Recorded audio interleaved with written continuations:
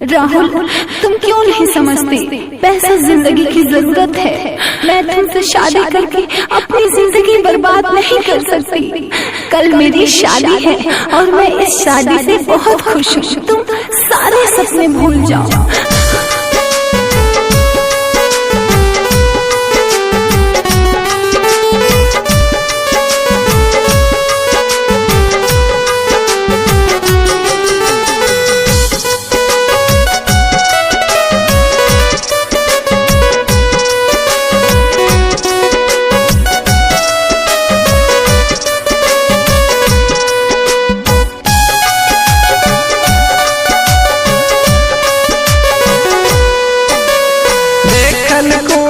सपना हमर वरती पास सजबल करिया बलम में बोलय जान को मन सुख बापबल।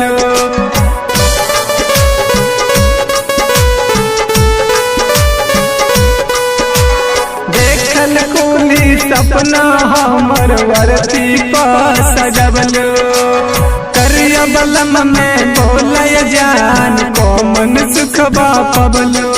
दिल से खेललू तू काहे वैसन खेला हे जान काहे राहुल के छोड़लू अकेला हे जान काहे राहुल के छोड़लू अकेला।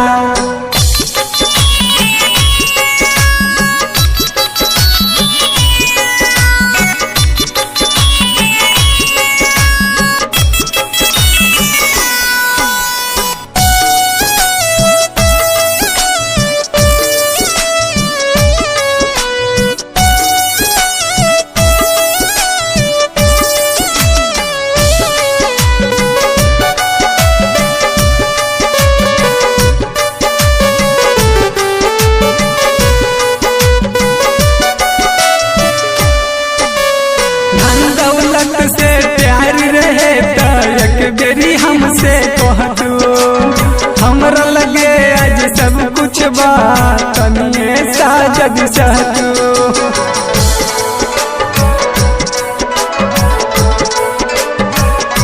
धन दौलत से प्यार रहे एक बेरी हमसे कहतू हमरा लगे आज सब कुछ बात तनिए साजद चाहतू।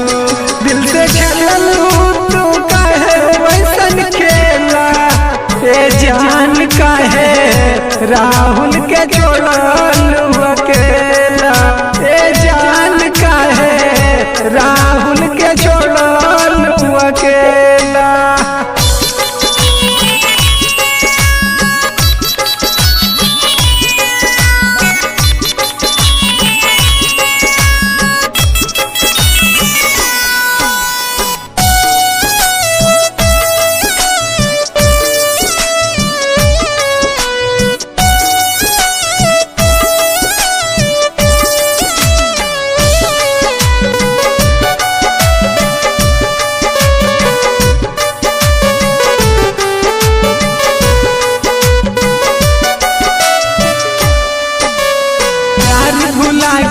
पल भर में ठुकरा के तू चल गइलो शीशा नियन टुकड़ा टुकड़ा दिल के हमरा कइलो।